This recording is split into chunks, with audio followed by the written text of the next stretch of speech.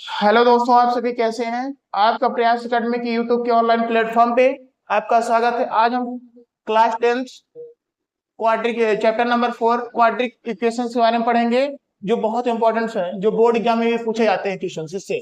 तो quadric equation है क्या, किस फॉर्मेट में काम करता है, कैसा इसका फॉर्मेट होता है, इसको सॉल्व कैसे करते हैं, फैक्टराइज कैसे करेंगे, देख लेते हैं। जैसे अगर हमारे पास A X square plus B X plus C equal to zero, अगर इस फॉर्मेट में है तो हमारा क्या कहलाएगा, क्वाड्रिक इक्वेशन कहलाएगा।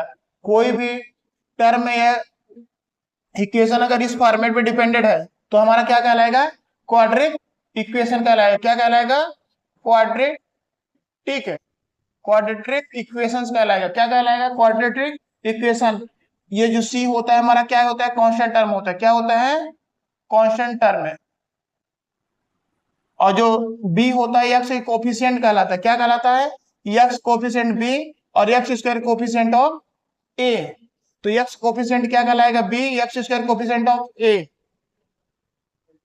तो चलिए, जैसे आप क्वेश्चन पहला दिया, find the quadratic equation the factor.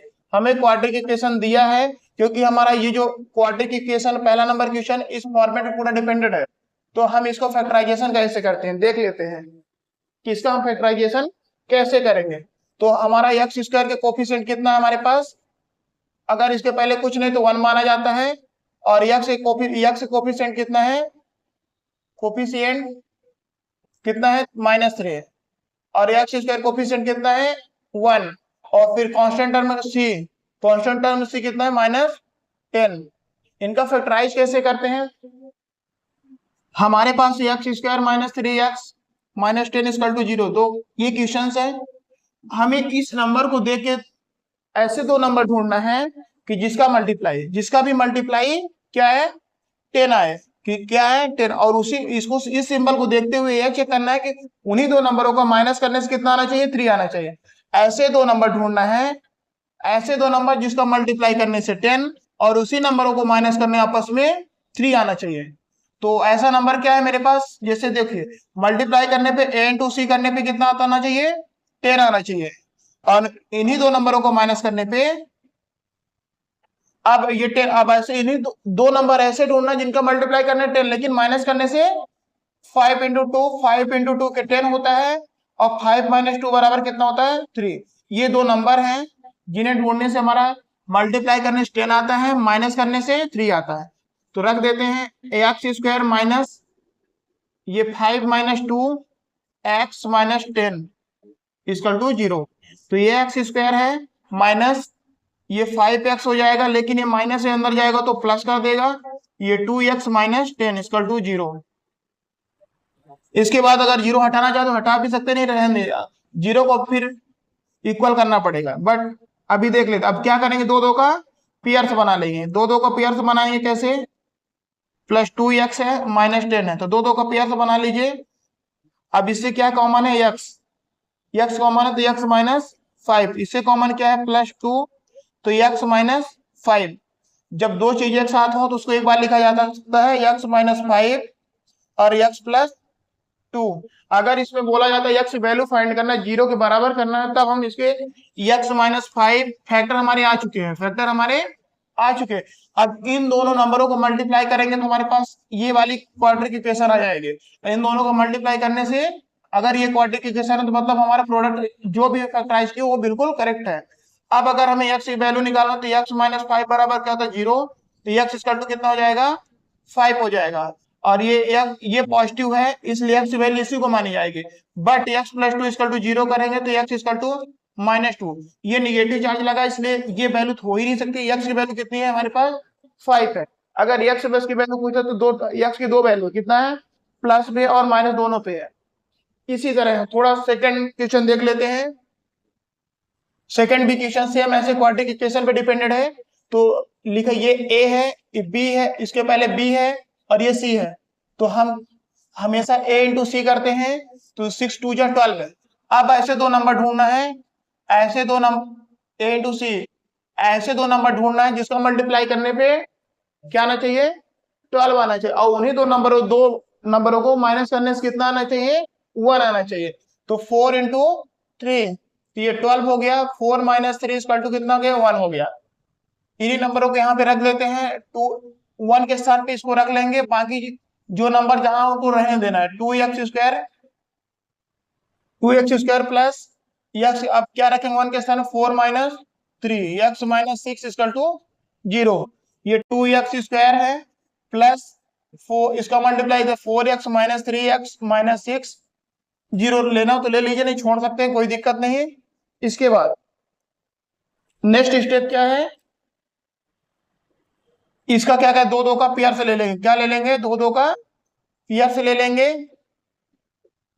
जब ये 2 का पेयर से ले लेंगे, ये माइनस बाहर तो ये अंदर जाएगा तो प्लस कर देगा। इन दोनों से कॉमन क्या है, 2x कॉमन है, तब क्या बचा यहाँ पे, x प्लस 2, कितना बचा, x प्लस 2, माइनस इससे 3 कॉमन कर लेंगे तो क्या बचेगा, x प्लस 2। दो नंबर सेम है, दो फैक्टर सेम है तो उसको एक बार लिखा जाता है, x प्लस 2, और ये 2x माइनस कितना हो जाएगा, 2x माइनस 3, तो x प्लस 2, एक फैक्टर हमारे पास x प्लस 2 आ गया, दूसरा फैक्टर कितना है, 2x माइनस 3। ये हमारे दो फैक्टर्स है। अगर x के मान निकालना है तो इनको 0 की इक्वल करना पड़ेगा, क्या करना पड़ेगा, 0 की इक्वल करेंगे तो x प्लस 2 इक्वल टू 0, तो x बराबर -2, मतलब निगेटिव तो हो नहीं सकता। 2x - 3 इक्वल टू 0, तो ये 2x इक्वल टू कितना हो गया, +3, तो x बराबर 3/2, ये हमारे x के मान है।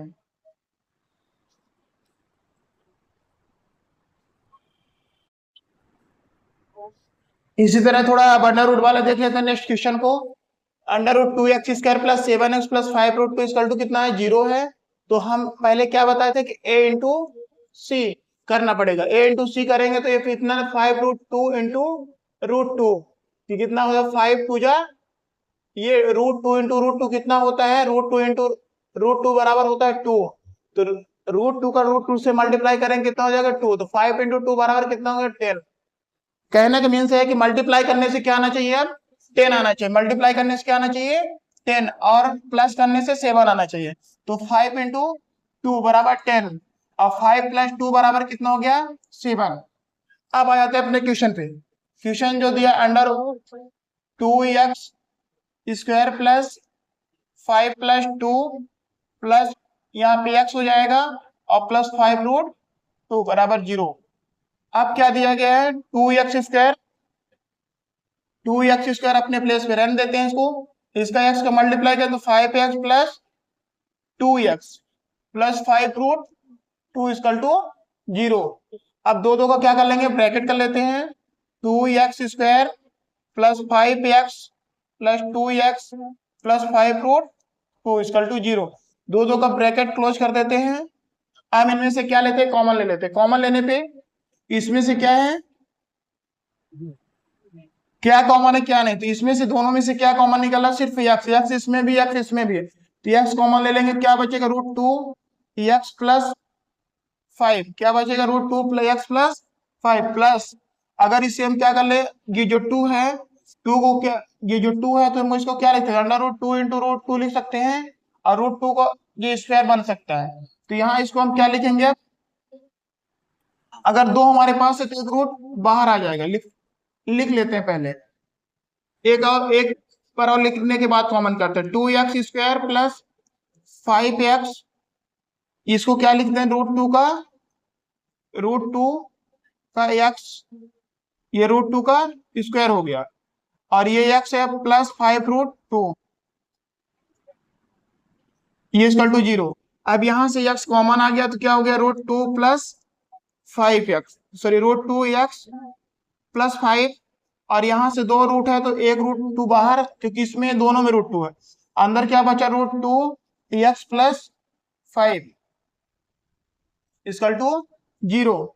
अब क्या है, ये √2x + 5, √2x + 5 है, दो फैक्टर एक साथ मिलते तो उसको एक बार लिखा जाता है, √2x + 5, और ये हो जाएगा x + √2। अब दोनों को 0 के इक्वल रखने पे √2x + 5 इक्वल टू 0, तो √2x इक्वल टू -5, तो x इक्वल टू जाएगा -5/√2, x एक मान ये आ गया, दूसरा x + √2 इक्वल टू 0, तो x इक्वल टू कितना हो जाएगा, -√2। ये दो आंसर है। ठीक है ना। अगर इन दोनों फैक्टर को अगर हम मल्टीप्लाई करें तो हमें ये वाली क्वाड्रेटिक इक्वेशन प्राप्त हो जाएगी। इस तरह क्वेश्चन को सॉल्व किया जा सकता है।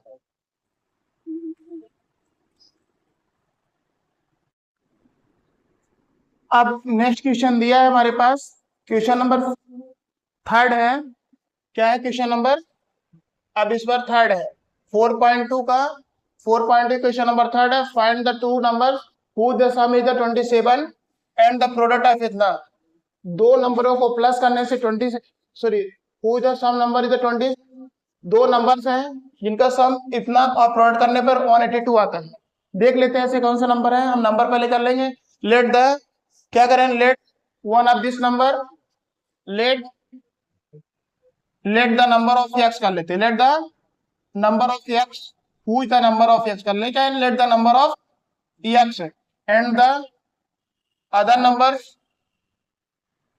नंबर बोला गया। दो नंबरों को प्रोडक्ट करने पे, क्या करने पे, दो नंबरों को प्रोडक्ट करने पे हमें 182 मिलता है। तो एंड द अदर नंबर कितना हो जाएगा?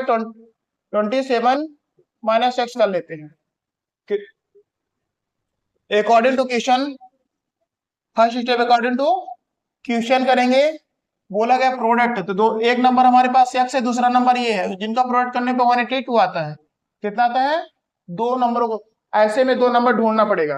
तो पहले क्या करेंगे, अकॉर्डिंग टू क्वेश्चन करेंगे तो एक्स और 27 माइनस एक्स हो जाएगा, क्योंकि दोनों नंबरों को प्रोडक्ट करने पे कितना मिलता है?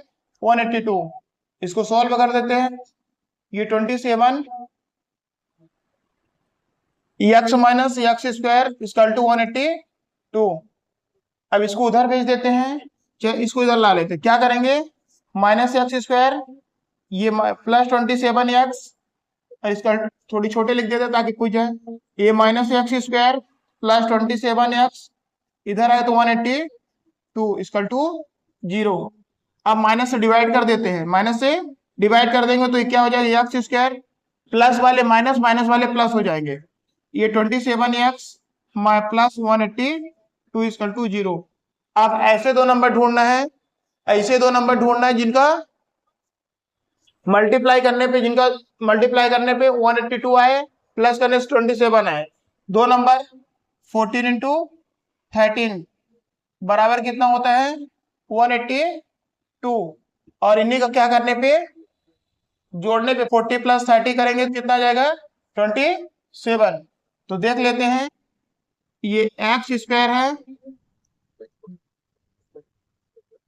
ये एक्स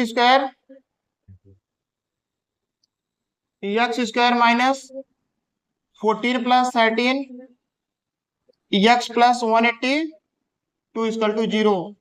ये एक्स स्क्वायर है माइनस 14 एक्स है माइनस 13 है, ये भी प्लस है, ब्रैकेट खोलेंगे तो क्या बन जाएगा? Minus 13 x plus 182 equal to 0। X square minus 14 x, दो का ब्रैकेट से ले लेंगे। जब ब्रैकेट से लेंगे तो माइनस है, तो ये भी अंदर को माइनस कर देगा इक्वल टू 0। तो ये एक्स कॉमन ले लेंगे तो एक्स माइनस 14 माइनस 13 कॉमन ले लेंगे तो एक्स माइनस 14। हमारे पास दो फैक्टर आ गए। क्या गए? दो फैक्टर। ये जब सेम सेम रहे तो इसको एक बार लिखा जाता है। कितने बार? एक बार लिखा जाता है एक्स माइनस 14, दूसरा क्या है? X minus 13। अब इसको 0 के इक्वल करना है दोनों को। तो एक्स माइनस 14 बराबर 0 होता है, तो यह 14 उधर जाएगा तो कितना हो जाएगा? प्लस 14। एक्स के मान आ गए। क्या गए? एक्स के मान। अब नेक्स्ट है एक्स माइनस 13 इक्वल टू क्या है? 0। तो एक्स इक्वल टू कितना है? 13। एक्स के हमारे दो मान आ गए, और इन दोनों का प्रोडक्ट करने पे हमें 182 मिलेगा, और प्लस करने पे कितना मिलता है? 27 मिल जाएगा। यही हमारे दो नंबर हैं।